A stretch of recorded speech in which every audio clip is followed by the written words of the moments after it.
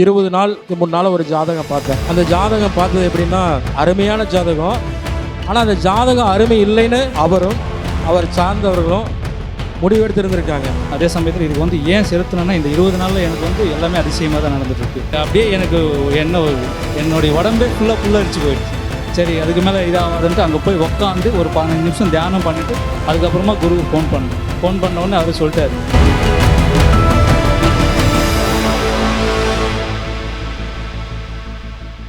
இருபது நாளுக்கு முன்னால் ஒரு ஜாதகம் பார்த்தேன். அந்த ஜாதகம் பார்த்தது எப்படின்னா ஒரு அருமையான ஜாதகம். ஆனால் அந்த ஜாதகம் அருமையான ஜாதகம். ஆனால் அந்த ஜாதகம் அருமை இல்லைன்னு அவரும் அவர் சார்ந்தவர்களும் முடிவெடுத்திருந்திருக்காங்க. சரிங்களா?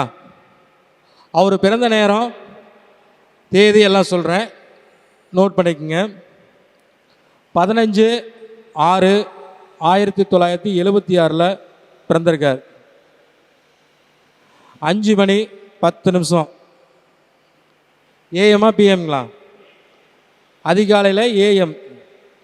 பிறந்த ஊர் தெலுங்கு தேசம், ஆந்திரா, நெல்லூரில் பிறந்திருக்கார். சரிங்களா? இவருடைய ராசி மகர ராசி, உத்திராட நட்சத்திரம், லக்னம் ரிஷப லக்னம். சரிங்களா? பொதுவாகவே வந்து பார்த்திங்கன்னா நான் ஜாதகம் பார்க்க யார் வந்தாலும் சரி, இப்போ டைம் வந்து நான் சொல்லிட்டேன். இந்த ஜாதகம் வந்து நமக்கு வந்திருக்கு. இந்த ஜாதகர் ஒரு நல்ல ஒரு சேலரி, ஒரு சாதாரண குடும்பத்தில் பிறந்தாலும் ஒரு மாதம் ஒரு 50,000 சம்பாதிக்கக்கூடிய நல்ல உணவு சம்மந்தப்பட்ட டிபார்ட்மெண்ட்டில் தான் வேலை செஞ்சுட்டு இருந்தார். ஒரு நல்ல ஒரு வேலையில் தான் இருந்தார். மாதம் ஒரு 50,000 சம்பாதிக்கிற அளவுக்கு இருந்தார். நோட் பண்ணிக்கங்க.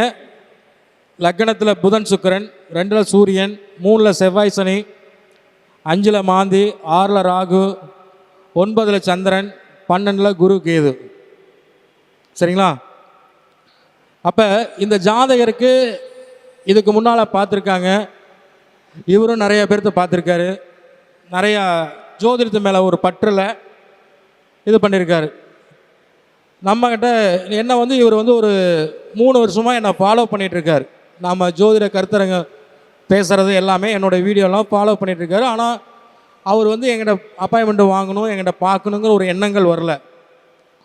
ஒரு 20 நாளைக்கு முன்னால் தான் எங்கிட்ட வந்து அப்பாயின்மெண்ட்டை கேட்டார். அந்த அப்பாயின்மெண்ட்டை வாங்கிட்டு சொன்னேன். நான் பொதுவாகவே சொல்கிறது என்னென்னா, இந்த ரிஷப லக்னம், ரிஷப ராசி, கன்னி லக்னம், கன்னி ராசி, மகர லக்னம், மகர ராசி, இவங்கெல்லாம் சொந்த தொழில் செஞ்சால் நல்லாயிருக்கும். எப்படிங்க? சொந்த தொழில் செஞ்சால் நல்லாயிருக்கும். ஏன் அப்படின்னா இவங்க கடுமையாக உழைக்கக்கூடியவங்க. இந்த 3 ராசிக்காரங்களும் கடுமையாக உழைக்கக்கூடியவங்க. ஏங்க எல்லா ராசிக்காரங்க தாங்க உழைக்கிறாங்க, அதில் மட்டும் இவங்க ஏங்க ஸ்பெஷலாக கணிக்கிறாங்க அப்படின்னா, இவங்க வந்து பார்த்திங்கன்னா மற்றவங்களுக்கோசரமும் தனக்கோசரமும் உழைக்கக்கூடியவங்க. சரிங்களா? அப்போ இவங்க என்ன பண்ணுறாங்கன்னா வேலைக்கு போனால் ஓனருக்கும் தன்னை சார்ந்தவங்களுக்கு தான் இவருடைய உழைப்பெல்லாம் போகும். அதே இவர் ஒரு சொந்த தொழில் செஞ்சு அந்த கிரகமைப்பு இருந்தால் இவர் சம்பாதிக்கிற சம்பாத்தியம் தன்னுடைய குடும்பம், தன்னுடைய மனைவி, மகளுக்கு போய் சேரும். அப்போ நான் பொதுவாகவே வந்து சொல்கிறது, ரிஷப லக்னம், ரிஷப ராசி, கன்னி லக்னம், கன்னி ராசி, மகர லக்னம், மகர ராசி, இவங்களெல்லாம் யாராச்சும் நம்மகிட்ட வந்தாங்கன்னா அவங்க ஜாதகத்தில் கிரகமைப்பு இருந்தால் சொந்த தொழில் செய்யுங்க, சொந்தமாக பிஸ்னஸ் பண்ணுங்க, சொந்தமாக உங்களுக்கு என்ன தொழில் செய்யுமோ அதை செய்யுங்க அப்படின்னு கண்டிப்பாக சொல்லுவேன். அப்போ இவர்கிட்ட வந்து நான் சொல்கிறேன், நீங்கள் வந்து உணவு சம்மந்தப்பட்ட தொழில் இருக்கீங்க, பல தொழில் செஞ்சுருக்கீங்க, இப்போ வந்து உங்களுக்கு தொழில் மாற்றம் உண்டான அமைப்பு இருக்குது அப்படின்னு சொன்னேன். என்ன தொழிலுங்க செய்யலாம் அப்படின்னு கேட்டார். ஜோசியம் பாருங்கன்னு சொன்னேன். என்னங்க சொன்னேன்? ஜோசியம் பாருங்கள், ஜோசியம் கற்றுக்கிட்டு பாருங்கள் அப்படின்னு சொன்னேன். அந்த அமைப்பு இருக்கான்னு கேட்டார். கட்டாயம் உங்களுடைய குடும்பத்தில், உங்களுடைய வம்சத்தில் ஒரு ஜோதிடர் இருந்திருப்பார், நீங்கள் வேணால் கேளுங்க அப்படின்னு. இவர் பிறந்தது வளர்ந்தது ஆந்திராவாக இருந்தாலும் நெல்லூராக இருந்தாலும் இவர் வளர்ந்ததெல்லாம் சென்னையில். இப்போ இருக்கிறதெல்லாம் மயிலாடுதுறையில். ஆனால் அவருக்கே தெரியல அவங்க குடும்பத்தில் அவங்க சின்ன தாத்தா ஒரு ஜோசியராக இருந்திருக்காரு அப்படிங்கிறது. அடுத்தது வந்து பார்த்திங்கன்னா, நான் சொன்னேன் ஒவ்வொரு லக்னம் ஒவ்வொரு கிரக அமைப்பு. அவர் சொல்லும் போதே உங்கள் கூட பிறந்தவங்க 4 பேரா அப்படின்னு கேட்டேன். ஆமாங்க அப்படின்னாரு. உங்களுக்கு 2 பெண் குழந்தை பிறந்திருந்தா நீங்கள் நல்லா வசதி வாய்ப்பு செல்வந்தராக வந்துடுவீங்க, ஆனால் சொந்த தொழில் செய்யணுங்க அப்படின்னு சொன்னேன். ஏன்? ரிஷப லக்னங்கிறது மாடோடைய சின்னம். ஐயா நல்லா கவனமாக கேளுங்க. மாட்டுக்கு உழைக்கத்தான் தெரியும். எப்படிங்க? மாடு அது இருக்கிற பலத்தை விட 8 மடங்கு தன் பலத்தை வந்து சுமக்குமா. அது ஒரு 200 கிலோ இருக்குன்னு வச்சுங்களேன், ஒரு 8 மடங்கு போட்டுங்க, ஒரு 2000 கிலோ வெயிட்டு அது தாங்குற அளவுக்கு 2 டன் வெயிட் தாங்குற அளவுக்கு அந்த மாடு சுமந்துட்டு போகுமா. யாருக்கு சுமந்துட்டு போகுது? அந்த மாட்டு வண்டி ஓனருக்கு. தனக்கு சுமந்துட்டு போகலையே. அப்போ ரிஷபராசி ரிஷப லக்னத்துக்காரங்க வேலைக்கு போனால் எப்படி இருக்கும்? உங்களுடைய உழைப்பு உங்களுடைய ஓனருக்கும் உங்களை சார்ந்தவங்களுக்கு தான் போகும். அப்போ நான் என்ன சொல்கிறேன்னா, அந்த உழைப்பு உங்களுக்காக வரணும், உங்கள் குடும்பத்துக்கு போய் சேரணும்னு நான் சொல்கிறேன். இதில் என்ன தவறாக இருக்குது? சரிங்களா? அப்போ மாடு வந்து விவசாயம் தொழில் கடினமாக உழைக்கக்கூடியது. அப்போ நீங்கள் கடினமாக உழைக்கிறவங்க, அப்போ கடினமாக உழைக்கிற உழைப்பை உங்களுக்கு யூஸ் பண்ணிக்கங்கன்னு சொல்கிறேன். சரிங்களா? அடுத்தது இவர் வந்து மகர ராசி. மகர ராசி சொல்லணுமா? அங்கே செவ்வாய் சனி. இவருடைய ஜாதகத்துலேயும் செவ்வாய் சனி. உண்மையாலுமே சொல்கிறேன், இது நெல்லை வசன ஐயா சொன்னது தான் நான் எடுத்துக்கிறேன். செவ்வாய் சனி சேர்ந்துருந்தா எல்லாரும் கஷ்டப்படுவாங்க, எல்லாரும் துன்பப்படுவாங்க, எல்லாரும் கடலில் சிக்கலில் பிரச்சனையில் இருப்பாங்கலாம் சொல்லக்கூடாது. மேசத்தில் செவ்வாய் சனி சேர்ந்துருந்தாலும் சரி, துலாமில் செவ்வாய் சனி சேர்ந்துருந்தாலும் சரி, விருச்சிகத்தில் செவ்வாய் சனி சேர்ந்துருந்தாலும் சரி, மகரத்தில் செவ்வாய் சனி சேர்ந்துருந்தாலும் சரி, பெரிய பெரிய மில் அதிபராகவும் தொழில் அதிபராகவும் ஃபேக்ட்ரி அதிபராகவும் தொழிற்சாலை செய்யக்கூடியவங்களாகவும் இரும்பு தொழில் சம்மந்தப்பட்ட இதில் செய்யறவங்களாகவும் நீலகிரி பூமிக்குள்ள விளையக்கூடிய ஒரு இது அப்படிங்கிறது. அப்போ இவருக்கு வந்து எங்கே இருக்குது? கடகத்தில் இருக்குது. சந்திரனும் சனியும் பரிவர்த்தனையாக இருக்காங்க. சரிங்களா? கடகத்தில் வந்து செவ்வாய் வந்து நீச்சமாக இருக்கார். அடுத்தது சனி வந்து தன் வீட்டை பார்க்குறாரு, மகர வீட்டை தன் வீட்டையே பார்க்குறாரு. அப்போ பலம் ஜாஸ்தியாயிருது. ஓகேங்களா? அடுத்தது 3ஆம் இடத்துல இவருக்கு செவ்வாய் சனி இருக்கனால தைரியம் வீரியம் இந்த மாதிரி விஷயங்கள்லாம் நடக்குது. அடுத்து சூரியன் வந்து பார்த்திங்கன்னா சந்திரன் வந்து பார்த்திங்கன்னா உத்திராட 4ஆம் பாதத்தில் புஷ்பகரன் அவாம்சத்தில் இருக்கார். அடுத்தது வந்து பார்த்திங்கன்னா குருவும் கேதுவும் மேசத்தில் இருக்குது. சரிங்களா? பொதுவாகவே குருவும் கேதுவும் ஒரு ஜாதகத்தை சேர்ந்தால் புதையல் கிடைக்கும், கோடீஸ்வர யோகம் இருக்குது அப்படின்னு சொல்லுவாங்க. சரி, அது எப்போ நடக்கும்? இன்றைக்கி வந்து புதையல்னா கீழே கண்டெடுக்கிறது, அப்படி புதையல் பூமிகள் இருக்கிறது, இது மாதிரி சொல்லலாம். ஆனால் இன்றைக்கி வந்து பார்த்திங்கன்னா ஒரு லாட்ரி யோகம், ஒரு முதியோர்கள் சொத்து, ஒரு காப்பீட்டு திட்டம், இந்த மாதிரி எதுலேயோ ஒன்றில் நமக்கு வந்து ஒரு பெரிய தொகை கிடைக்கும். சரிங்களா? அது ஒன்று. ரெண்டாவது குரு வந்து பார்த்திங்கன்னா 9ஆம் பாரியா இது 10ஆம் இடத்துல இருக்கார் சந்திரன். அப்போ சந்திரனுக்கு 4 குருவும், குருவுக்கு 10ல் சந்திரன் இருக்கும்போது இது வந்து கஜகரிய யோகம்னு சொல்லுவாங்க. சரிங்களா? அப்படி இருக்கும்போது இவங்க வந்து பார்த்திங்கன்னா நல்ல கல்வி, நல்ல உத்தியோகம், நல்ல வீடு மனை, நல்ல வசதி, நல்ல சுகங்கள் கிடைக்கணும்னு ஆசைப்படுவாங்க. அங்கே கேதுங்கிற ஒரு ஞானகாரகன் போய் சேர்ந்ததுனால இவர் ஆன்மீகம் ஜோதிடம் இதுக்கெல்லாம் வந்தால் சிறப்பாக இருக்கும் அப்படிங்கிறது எல்லாமே சொல்லிட்டேன். ரெண்டாவது வந்து பார்த்திங்கன்னா இவர் பிறந்த திதி வந்து சதுர்த்தி திதி. நான் உண்மையாலுமே சொல்லுவேன், யாரெல்லாம் வந்து இந்த ஒரு கிரக அமைப்பு இருக்குதோ, இந்த மாதிரி அவங்களுடைய ஜாதகத்தில் அமைப்பு இருக்கோ அப்படிங்கும்போது திருவண்ணாமலை வந்து ஒரு டைம் கிரிவலம் போயிட்டு வாங்க அப்படின்னு சொல்லுவேன். ஏன் திருவண்ணாமலை கிரிவலம் போயிட்டு வாங்க சொல்கிறேன்னா, நீங்கள் வந்து காசிக்கு போனால் உங்களுக்கு என்ன கிடைக்கும்? முத்தி தான் கிடைக்கும். ஆனால் திருவண்ணாமலை போனீங்கன்னா முத்தியும் கிடைக்கும், புத்தியும் கிடைக்கும். சரிங்களா? புத்தி கிடைக்கக்கூடிய இடம் திருவண்ணாமலை. அப்போ திருவண்ணாமலை எப்போ போகணும் அப்படின்னா, நாம் என்ன திதியில் பிறந்திருக்கோம், தேய்பிரையில் பிறந்திருக்குமா, வளரபிரையில் பிறந்திருக்குமா, என்ன திதியில் பிறந்திருக்குமோ அந்த திதி இரவு சூரிய அஸ்தமனம் 6 மணிக்கு அஸ்தமனம் ஆகும்போது அண்ணாமலை ராஜகோபுரத்துக்கு முன்னால் தீபம் ஏற்றி இல்லை ஒரு கல்புரம் வழிபட்டு கிரிவலம் வாங்க. நீங்கள் போகும்போது உங்களுக்கு ஆப்போசிட்டில் வந்து சித்தர்களும் ஞானிகளும் மகான்களும் வருவாங்க அப்படிங்கிற மாதிரி சொல்லியிருந்தேன். அதே மாதிரி வந்து பார்த்திங்கன்னா இவர் வந்து இரட்டை பிள்ளைய வலம்புரி விநாயகர்கிட்ட போயிட்டு எனக்கு ஃபோன் பண்ணார். ஐயா நான் வந்துட்டேன் அப்படின்னாரு. இங்கேருந்து ஒரு 3-4 கிலோமீட்டரில் மூக்குப்படி சித்தருடைய ஜீவசமாதி இருக்குது, அங்கே போங்க, உங்களுக்கு சில அதிசயங்கள் கிடைக்கும், கண்டிப்பாக கிடைக்கும் அப்படின்னு சொல்லியிருந்தேன். அதே மாதிரி அவர் எந்த இடத்த மூக்குப்படி சித்தர் இருக்கார், ஜீவசமாதி போயிருக்காரு. ஆனால் அவருடைய பழைய எண்ணங்கள் வரல. ஆனால் அந்த இடத்துக்கு மூக்குப்படியோட சித்தருடைய ஜீவசமாதியிட்ட போகும்போது ஒரு 10 ரூபா இவருக்கு ஆப்போசிட்டில் வருது. எப்படி வருது? ஆப்போசிட்டில் வருது. பின்னால் இருந்து வரல, கீழே கிடக்கல, இவருக்கு ஆப்போசிட்டில் வர. அப்போ நான் சொல்கிறேன், சித்தர்கள் வந்து ஏதோ ஒரு ரூபத்தில் காத்தாவோ வாசனையாவோ வண்டாவோ ஒரு நாயாவோ ஒரு பிச்சைக்காரங்களோ சன்னியாசி மூலிமா நமக்கு சித்தர்கள் வருவாங்க அப்படின்னு சொல்லும்போது அவருக்கு பணமாக வந்தது, 10 ரூபா நோட்டு நாணயமாக வந்தது. சரிங்களா? அதை எடுத்துகிட்டு திரும்பி பார்க்கும்போது ரைட் சைடில் மூக்குப்படி சித்தருடைய ஜீவசமாதி.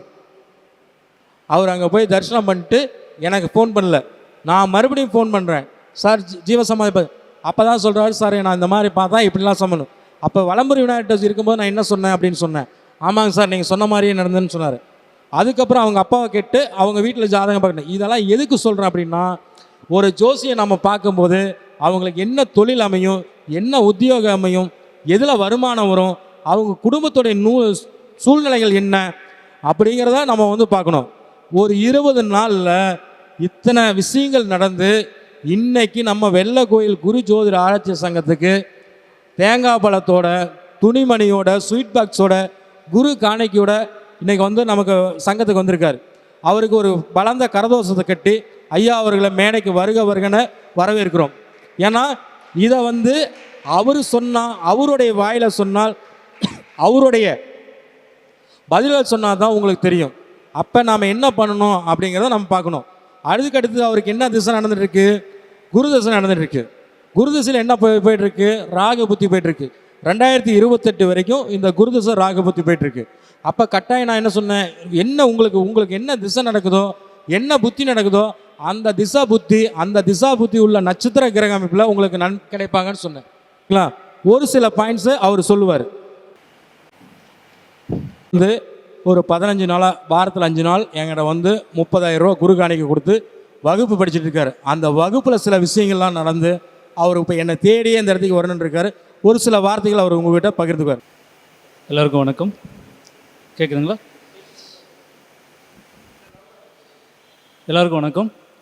என் பேர் ராமாராவ். நான் சென்னையிலேருந்து வந்திருக்கேன். நான் பார்க்காத ஜோசியம் இல்லை. கடைசியில் எனக்கு வந்து குரு அருள் கிடச்சிருக்கு. என்னுடைய ஆஸ்தான குருவாக அவரை தேர்ந்தெடுத்திருக்கேன். அதே சமயத்தில் எனக்கு இந்த அளவுக்கு வழி நடத்தி கொடுத்திய குருவுக்கு ஒரு குரு காணிக்கை எனக்கு செலுத்திருக்கேன். அதே சமயத்தில் இதுக்கு வந்து ஏன் செலுத்தினேன்னா, இந்த 20 நாளில் எனக்கு வந்து எல்லாமே அதிசயமாக தான் நடந்துகிட்ருக்கு. ஏன்னா நான் வந்து ஜோசியம் பார்த்தது மறுநாள்லேருந்தே அவர் சொல்லி கொடுத்த ஒவ்வொரு இதுவுமே வந்து நான் கடைப்பிடிக்க ஆரம்பித்தேன். கடைப்பிடிச்சதுலேருந்து ஃபஸ்ட்டு வந்து எனக்கு மிராக்கிள்னு பார்த்தோன்னா, அந்த சதுர்த்தி வளர்பிறை சதுர்த்தி அன்றைக்கி வந்து அந்த திருவண்ணாமலை போனது. அந்த திருவண்ணாமலை போனதுமே வந்து போனதுலேருந்தே ஒரு வைப்ரேஷன் தான். அந்த வைப்ரேஷன்லேயே பார்த்தீங்கன்னா ஃபஸ்ட்டு அந்த அக்னி லிங்கத்துலேருந்து ஸ்டார்ட் பண்ணும்போதே எனக்கு ஒரு சின்ன வைப்ரேஷனாக இருந்தது. அதுக்கப்புறம் வலம்புரி அந்த விநாயகர் பார்த்ததுக்கப்புறமா கால் பண்ண ஐயாவுக்கு கால் பண்ண உடனே அவர் கால் பண்ணும்போது அந்த கோயில் மணி எனக்கு அது அவருடைய குரு அருள் மாதிரியே நினச்சிட்டு நான் அந்த இது வந்து அந்த இது சொன்னேன். அவருக்கும் காதில் கேட்டுருக்கு. பார்த்தீங்களா அப்படின்னு சொல்லியிருந்தார். அது ஒரு அதிசயம். அதுக்கடுத்து அங்கேருந்து சொல்லும்போது ஒரு சித்தரை வந்து பார்க்க சொல்லியிருந்தார். அன்றைக்கின்னு பார்த்து அந்த சித்தரில் அவருக்கு பதிலாக இன்னொருத்தர் இருந்திருக்கார். அவர் வந்து அவருடைய அருள் வாக்கு எனக்கு கொடுத்துருக்காரு, நீங்கள் நல்லா வருவீங்க அப்படின்னு சொல்லிட்டு. அவருடைய ஆசீர்வாதம் கிடைச்சதுக்கப்புறம் அவர் சொல்லியிருந்தார் உங்களுக்கு ஒரு அதிசயம் நடக்க போகுதுன்ட்டு. பட் அவர் அப்போ சொல்லலை. எனக்கு அந்த அதிசயம் நடந்ததுக்கப்புறமா தான் தெரியுது. அந்த சித்தர் பேர் வந்து அப்போ தான் சொல்கிறாரு சார் ஐயா.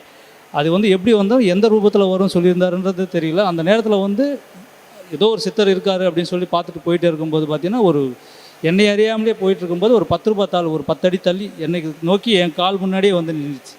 அந்த 10 ரூபா தாள் எடுத்து பார்த்துட்டு இப்போ ரைட் சைடில் திரும்பி பார்க்குற மூக்குப்படி சித்தருடைய ஆசிரமம். அப்படியே எனக்கு என்னுடைய உடம்பே ஃபுல்லாக அரிச்சு போயிடுச்சு.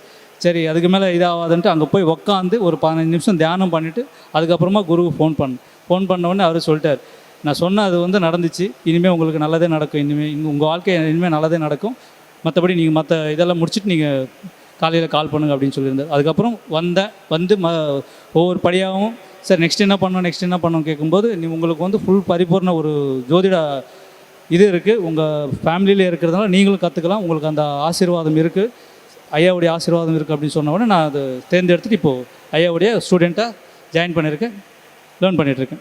தேங்க்யூ. எனக்கு இந்த வாய்ப்பு கொடுத்ததுக்கு ரொம்ப நன்றிங்க. இப்போ வந்து சமீபத்தில் ஒரு 4 நாளைக்கு முன்னால் ஒரு ஜாதகம் பார்த்தேன். மகர ராசி, சரிங்களா? லக்னம் வந்து மகர ராசி. ஆயில நட்சத்திரம் ஒரு 2 நாளைக்கு முன்னால்.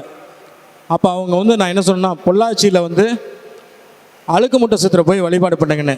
பொதுவாகவே வந்து பார்த்திங்கன்னா சார், மகர ராசி மகர லக்கணத்துக்காரங்க, ஆயில நட்சத்திரக்காரங்க இந்த மாதிரி சித்தர்கள் வழிபாடு, அழுக்கு மூட்டை சித்தர், இந்த மாதிரி சித்தர்களை வழிபாடு பண்ணும்போது அவங்களுக்கு வந்து நல்ல வைப்ரேஷன், நல்ல இடம் கிடைக்கும். சரிங்களா?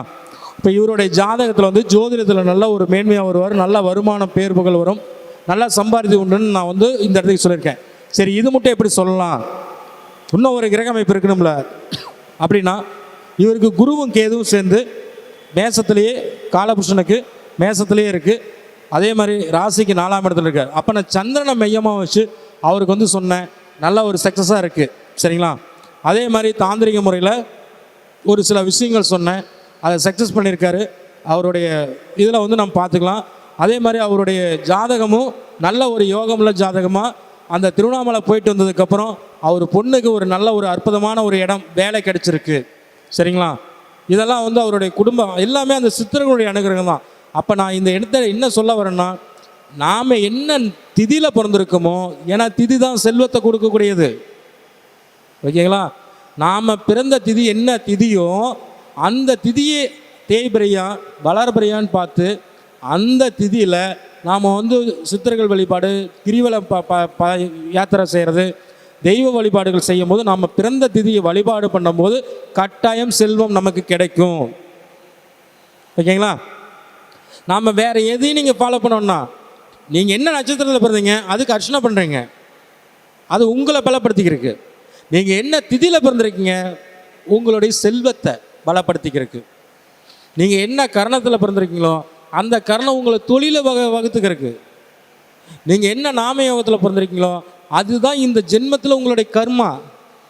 அப்போ வாரம், திதி, யோகம், கரணம் இதை பார்த்து சரியான ஒரு பரிகாரங்களும் சரியான வழிபாடுகளும் செஞ்சீங்கன்னா வாழ்க்கையில் நீங்களும் வசந்தமாக, பெரியாளா, பணக்காரராக, வசதி வாய்ப்பாக, கல்வியில் எது இருந்தாலும் நீங்கள் சாதிக்கலான்னு சொல்லி இப்படி ஒரு வாய்ப்பை ஏற்படுத்தி கொடுத்த குரு ஜோதிடர் சங்கத்துக்கும் அஸ்வின் பக்தி யூடியூப் சேனலுக்கும் நன்றியை தெரிவித்துக் கொள்கிறோம்.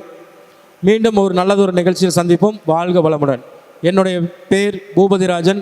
என்னுடைய செல் நம்பர் 88 259 82 018. ஓகேங்களா? நன்றி.